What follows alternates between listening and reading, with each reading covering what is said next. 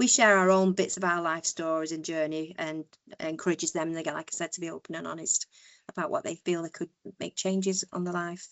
So my name's Penny, and we've got the lovely Tara, and we are part of the NHS in the Community, and we run a free course, and it's for people in Manchester who live with pre-diabetes or diabetes.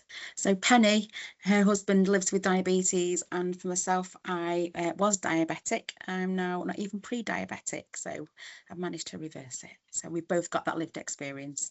So we started running the programme not long after the pandemic, because we found that people were obviously staying at home, maybe not being as active as they might have been before, eating perhaps what they wanted, and we found there was requests and increase for people who've been diagnosed with pre-diabetes or diabetes. Yeah, we decided to train to be able to deliver the programme. And basically it's about prevention, so it's very much around if the people are pre-diabetes, how they can avoid going to full-blown diabetes. If they're already diabetic, it's very much around what can we do to look at the symptoms. It's very important for people to understand that, you know, it's a long-term condition and it can develop, and it is a deteriorating condition, so unless we find ways to manage it, it can be difficult. Yeah, I think it was as well, it's about the health equality of Manchester, and I think there was a study that showed that even children in Manchester had the highest diabetes rate in the country. So that's why I think we've kind of gone on the drive to be able to push it and promote it, and obviously try and educate as many people or patients as possible. Yeah, there's also we found that when we were researching whether to train to do the diabetes course, we found that a lot of it was online, particularly again after the pandemic, or virtual, and not everybody wants to do that, so ours is face to face at venues across Manchester, so it makes it much more accessible for people who maybe don't want to go on technology or want to see a real person. You do that. I think the main thing when we speak to patients with diabetes, a lot of it is around not understanding the foods that they should and shouldn't be eating, and how like how many carbs they should be having, how to manage their blood sugars, how to understand what a hypo is, or how to recognize one. And a lot of it is around obviously stress management as well, and not knowing that's one of the biggest contributors. So we found it's been really important, and people have kind of, you know, really absorbed that information, because they just don't really understand where to even start with diabetes. I think that's the biggest problem, is people not even knowing where to start and how to make the changes. Yeah, I think it's really important to understand some people are told literally maybe by a phone call, if they're lucky, that, oh, by the way, you're pre-diabetic, and perhaps if they're lucky, advised to go on the Diabetes UK website, which is a great website, although it's got so much wealth of information on it, can be overwhelming. And again, I think people always, if they're not inclined to use Google or the internet, wouldn't really know, and then they're just kind of left there then being called in every year. We were surprised when we first started delivering the programme that people didn't really even know what their blood sugar count was, for example, what their targets are and how to tackle that.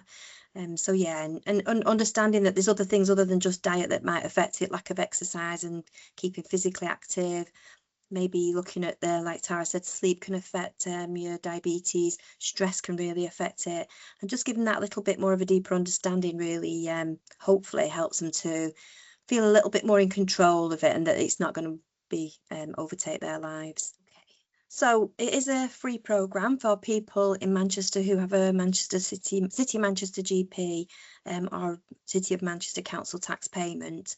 It's not a Greater Manchester service, unfortunately, and it can be quite confusing because in Greater Manchester lots of people might have an M postcode, but really what we ask is people just to contact us directly or be referred to us, and then we will signpost them to whatever else is available in their area. And also it's for anyone who's been told they're pre-diabetic or diabetes.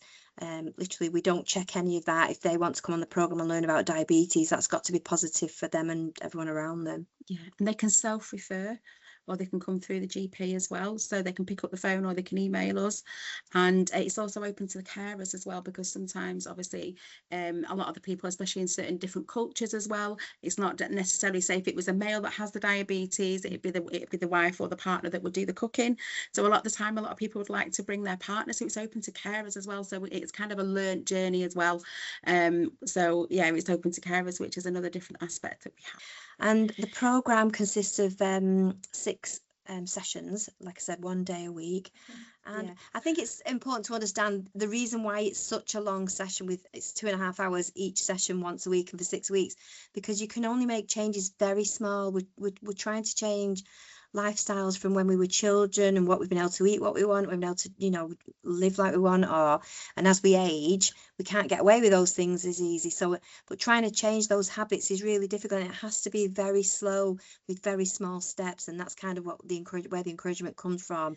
It also talks about making sure they know that if they are diabetic, do they know how many checks and what checks they should be having every year, and really understanding the long-term implications of having diabetes, you know, because it's probably one of the major killers in the UK, particularly because it might not die of diabetes, but it leads to heart conditions, stroke, you know, neuropathy. And I guess the course kind of raises so much awareness around it. And because it's in a group setting with 2 tutors with lived experience, people can share their experiences, their stories, what works for them. And almost because it's a peer session with people that are related to and having knowledge of that diabetes, it's a really encouraging programme. Yeah, and I think what makes us a little bit different is that it's not a very long session, so to speak. It might be for one day, so to speak. Ours is actually a 6-week programme, so it's learnt by repetition. So they'd go away each week, they'd set themselves an action plan of saying, right, this week I'm going to manage my carbs and I'm not going to go over by 180 per day. They come back and say, actually, I didn't manage that, but what I have found is that I realise I'm having too many carbs. This is what I need to do. And it's learnt by repetition, and we problem solve. And then we come back the next week and say, right, okay, let's try and do it a little bit differently. Maybe that step was a little bit too big for you. Let's scale it back and start again.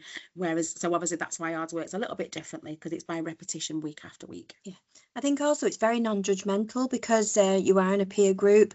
There's no judging. We try to encourage people to be as open and honest as they feel they can be, and then other people open up then and say, yeah, I don't do that very well, or you know. So sometimes they might do an action plan around just walking around the block to begin with to get the physical activity going. We talk about the importance of understanding when the ideal time to exercise is after you've eaten. So, you know, it goes into quite great detail, but I think it's really encouraging to them when they realise that we are not doctors or nurses, but we are people with that lived experience and have had to manage it ourselves or with people we live with. And that kind of makes it a bit more real, if that makes sense. Yeah. It's a lot to take on board, I think, when you're first diagnosed with pre-diabetes. And when we talk about the long-term symptoms and effects that might happen, I think people do wake up and think, yeah, this is worth investing in this time and effort to see what we can improve. And we get really good feedback from people who've done the program saying, you know, they've learned so much and they've not been offered anything like this before. And one of the topics that a couple of times we asked people to actually bring their own food labels in so we can look at understanding food labels. What is the carbohydrate? What's the recommended serving size for that? So we look at the traffic light system that you get on food, the red, amber and green. And people are always surprised. We're saying that actual packet is for 2 people, not for 1. So, you know, and those labels refer to 1 serving, not the whole packet. And people are really surprised and shocked. Sometimes they don't always... and it seems so simple when you tell them, but unless somebody raises that awareness, you might not always, you know, it might be all green and you think you're doing really well, when actually if you have the whole packet, it's going to be turning into amber and red potentially. Yeah. We get them to keep food diaries as well. So they'd go away, they'd keep a food diary, they'd come back, and we've actually encouraged them to start testing and obviously doing the blood readings as well. And they'll say, oh, right, well, my blood reading was this, this and this. And we're like, well, okay, let's have a look at your diary. What did you eat the night before? What time did you finish eating? And kind of look at their lifestyle habits. So they could be stopping eating at 10 o'clock and not understanding, obviously, it's going to raise the blood sugars or the last meal that they've had. So having those understandings, but tying that in with understanding their blood sugars as well as what they're eating and the timing of when they're eating, and we found people really get engaged with, really enjoy it. Yeah, I think it's important to point out though, because we are not clinicians, if there's any clinical questions that come our way, sometimes which there might be on the programme, we always redirect them and say, please make a note, speak to your GP about it next time you go there, you know, or make an appointment, particularly to go if you're not sure, or your practice nurse, because there's usually specialist diabetic. Another important thing we look at is helping them to learn how to maybe get the best out of their consultations with their GPs. There's some research that shows we only spend about 5 hours a year in total with our healthcare providers, and the rest of the time obviously we're looking after the condition ourselves. So we talk about, you know, the importance of getting the best out. How can we get the best out of our healthcare provider and GP with better communication? How can we make sure that we know we're taking the medication correctly? Maybe ask for a medication review with a GP pharmacist or the local pharmacy. So it's kind of trying to help people take a little bit more control and feel more responsible and feel like instead of being having things done to them, they're part of their healthcare and they're a partner in it. Yeah, that they take some control. So as long as you're over the age of 18 and have either pre-diabetes, type 1 or type 2, and also we can provide an interpreter as well.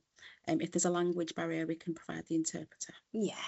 And it's very much around looking at healthy planning, looking at portion sizes with your food. So we do meal planning. We talk about physical activity, but we don't expect people to run marathons. We just talk about, how can you increase it a little bit. Yeah, so there's lots of elements to it, which is why it's such a long program of 1 session a week for 6 sessions. And those sessions are delivered in community centres or local health centres in South, Central and North Manchester. So yeah, you can wait for one that's nearest to you. So because you come in 6 times, it needs to be quite local usually. I think it's a case of there is a little bit about knowledge, finding out as much as you can about it, which can be scary because I think when you first start looking at diabetes, there's so many elements to it. For me personally, it was more a case of sharing the responsibility with my husband so that we were both invested in it and interested in it. And like Tara said, quite often, if it is the female in the house or the partner that does most of the cooking, it needs to be something that you need to be aware of. And even when you're going out to eat, it can be quite challenging if you're going with a group of people. I found you've got to be aware and, try and be quite confident to say, well, no, I'd rather not eat there. Could we eat somewhere else, that's maybe a bit more suitable for me? And no, I don't want a pudding. Don't make me, I don't, looking at your alcohol intake, for example, we don't tell people what to eat, but we increase knowledge so they can make good decisions. I guess that's more around it. I think as well, it's the empowerment for me. I think it's obviously I manage mine by obviously lifestyle and diet, but also medication as well, and understanding that it has to be hard. It's hard work. You have to be able to put the effort in to be able to get the results out. It's not just a magic.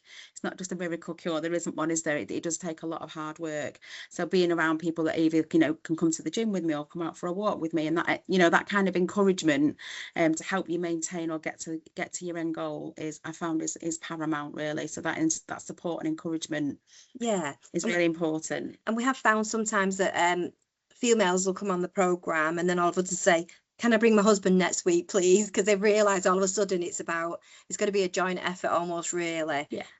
My husband's had diabetes for almost 20 years and still going strong, so with no complications. So yeah, it's important to be able to share that with them. So we share our own bits of our life stories and journey, and encourages them, again, like I said, to be open and honest about what they feel they could make changes on their life.